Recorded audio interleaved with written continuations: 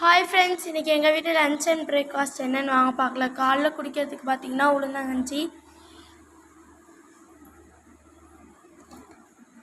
சப்பாத்தி காலைல சாப்பிட்றதுக்கு, தக்காளி பஜ்ஜி, பழைய சாதம், மோர். இதான் ஃப்ரெண்ட்ஸ் எங்கள் வீட்டு லன்ச் அண்ட் பிரேக்ஃபாஸ்ட். வாங்க ஃப்ரெண்ட்ஸ் சாப்பிட்லாம். வாங்க ஃப்ரெண்ட்ஸ், இன்றைக்கி எங்கள் கடைக்கு சாப்பாடு எடுத்துகிட்டு போகிறது பார்க்கலாம்.